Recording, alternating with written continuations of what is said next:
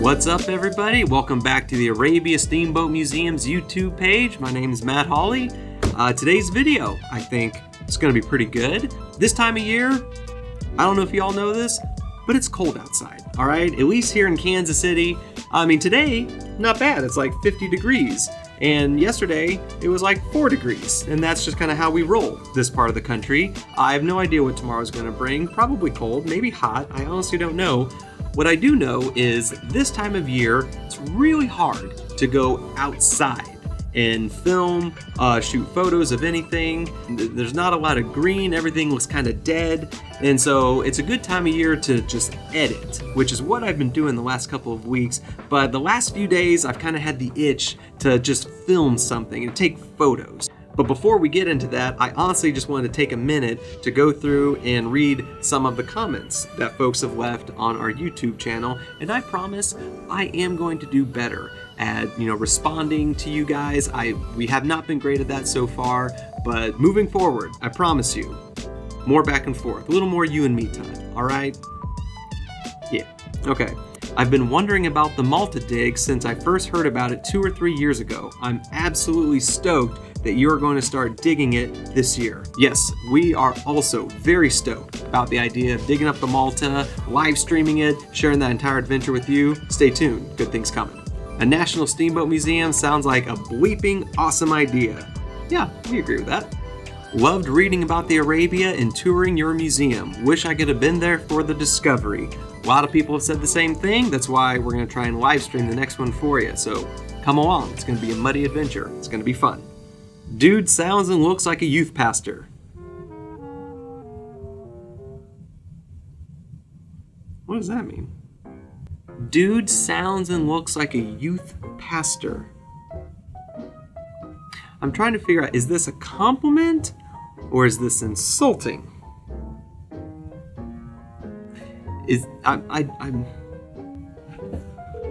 We're gonna get to the bottom of this. Matt, what's up? Gio, what's up, buddy? How you doing? Oh, not much. Just chilling. Sweet. Okay, I got a question for you. It's gonna be a little weird. Hypothetically, if someone was to come up with you, if you were like introducing yourself to someone and you don't know this person, and you were just kind of talking, and they asked you what you did for a living, and you said, I'm a youth pastor, and if this person looked at you and said, yeah, you look and sound like a youth pastor, is this a compliment or is this insulting?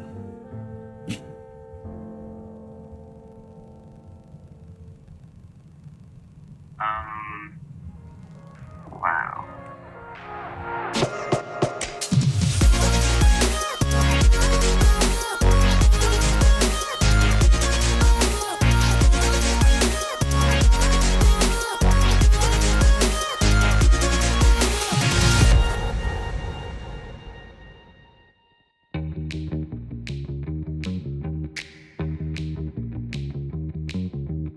Today's video, I've kind of been in the mood lately to do like a little photography project. The last several weeks, I feel like I've been editing a bunch of video stuff, which is great, but I haven't done a photography setup in a while. So today, we're gonna do an 1850s product photography video.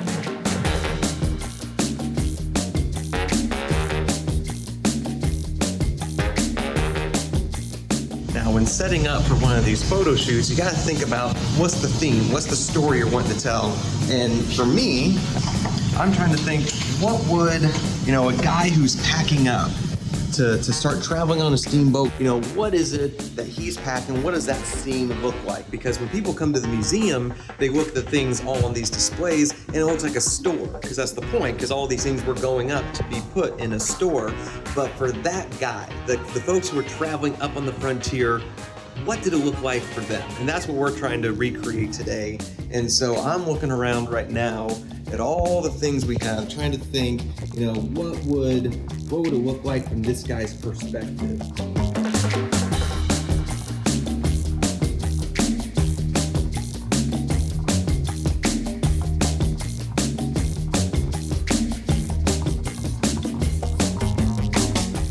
kind of digging this candle holder and the actual candle itself because, you know, maybe it's a late night and he's packing things by candlelight. I think that would be pretty cool.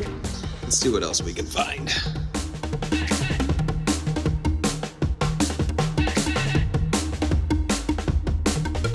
It's pretty terrifying actually to walk in this room with all the dishes, this little walkway right in between. Not a lot of space, you gotta be very careful. Yeah. Now again, the whole point of doing, you know, photo shoots like this, and honestly the whole YouTube channel, is to give you guys a chance to see this collection in a way that you don't normally get to see, and that includes seeing artifacts you generally don't get to see, because we have a ton of stuff that has maybe never been on display, or things that have been pulled off the shelves for something else. Right now I'm trying to find something maybe that would kind of fit the scene that we're trying to build here, but something that you guys probably haven't had a chance to look at in some time. So we're looking. Let's see what we find.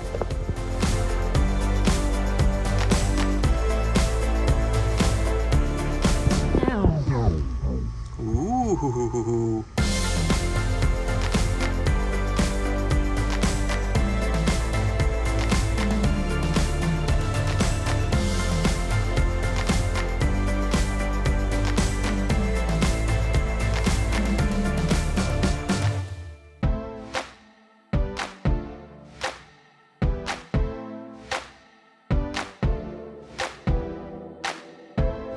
All right, I've got the scene kind of built up how I want it, at least how I think I want it at this point. But then I turned on my light to give us a little fireplace look.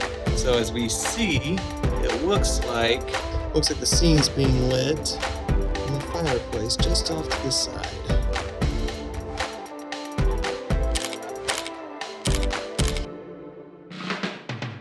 Okay, that wasn't terrible, but I think I want to do a couple others. I think I want to try a couple different styles, different vibes to see if I really kind of fall into something that I really like. This was great, we're gonna polish this, but you know, this is really just about getting to work with these artifacts, take pictures of them, share it with you guys. So at the end of the day, still a success.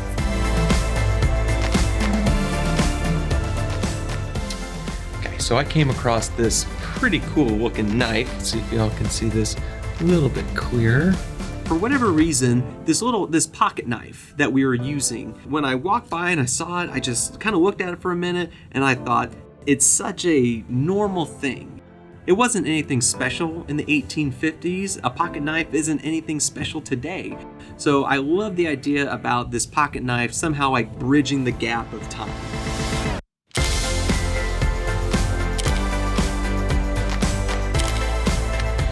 I think I'm starting to like this idea, but right now it's just really about kind of setting the rest of the scene around it so it just feels natural. So it just feels like you walked into a cabin and you looked down and you saw this guy's work desk, or you just kind of saw where he sits.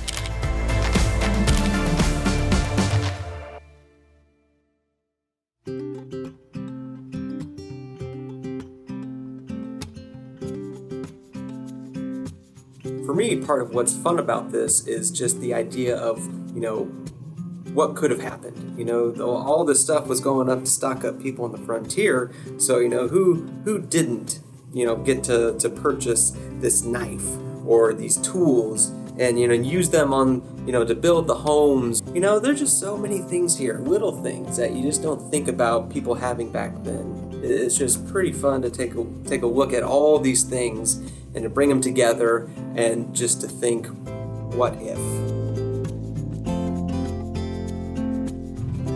Now, if we're approaching this as if someone was packing to move, you know, you have to be a little selective in the things that you take with you. You can't pack everything you have, but more than that, if I had to take, you know, just maybe one thing, it would probably be something like this hatchet. Now, what's great about this hatchet, a lot of people don't realize that obviously, you know, it serves the purpose of the blade for cutting, for shingling, doing those kinds of things, but also this side right there, what does this part look right there? This side would be used as a hammer. So you can cut, you can hammer, and then, see this little notch just right there? You could use that for being able to pull nails. So we have an 1850s 3-in-1 right there. Handy.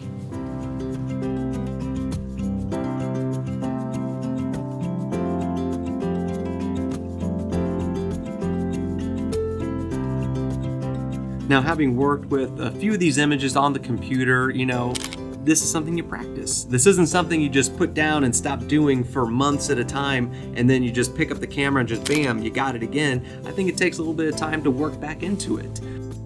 You know, January, beginning of the year. What does everyone do? What's one of the most popular New Year's resolutions? People say, I'm gonna get back in that gym. I'm gonna start working out again. And yeah, the first few weeks are a little rough, aren't they? Yeah, a little more sore, like, we're not pushing the same weight that we used to, or that mile time, not quite what it used to be. Photography is the same thing. I think very few people are able to just pick that camera back up and it's like they never put it down. But the rest of us, it takes a little bit of time. And that's the part I'm looking forward to the most. The fact is, if I want to get better at this, I'm just gonna have to keep doing it again and again and again. I'll pick up some new tricks along the way. I'll find faster ways to finish one of these kinds of projects, which is good for you because that means just more videos and more pictures for you guys to take a look at and see more of this collection along the way. But I'm excited about this next year, about shooting more and bringing more photos and more videos to life for you guys. And honestly, what do you guys want to see pictures of? I think we've got a fun video theme coming up here in the future. As we were doing all this, I was talking about the little hatchet, you know, the idea came to mind. What would be the 5 absolute things you would take with you on the frontier? You know, we've got a lot of accessory things here, you know, a lot of things that may be like, hey, I gotta leave this behind because how important is a coffee grinder? To me, there's a debate there. Yeah, to me, the question is this: do I have unlimited coffee beans? Do I have unlimited coffee beans to where I'm going? Because if I have unlimited coffee, then the grinder is something I would seriously have to consider. If I can only take 5 things, but I have unlimited coffee,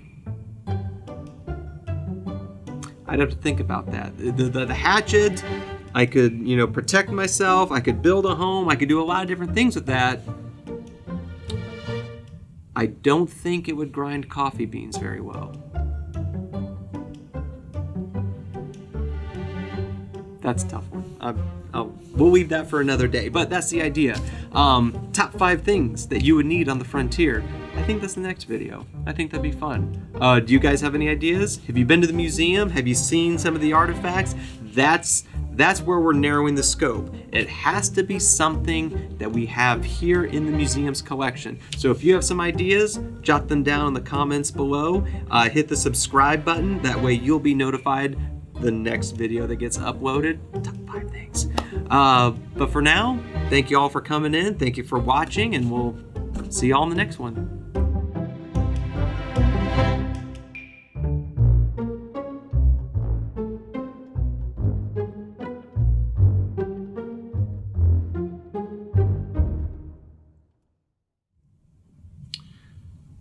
I could swing the hammer side down on the coffee beans and, you know, smash them, and kind of like grinding them. Hard to adjust the grinding, you know, intensity there. You're kind of set, you know. Smash setting. Grinder's got adjustable features. You know, hatchet not so much. You're pretty set. You know, you got what you got, and that's what you're gonna get. The grinder, though,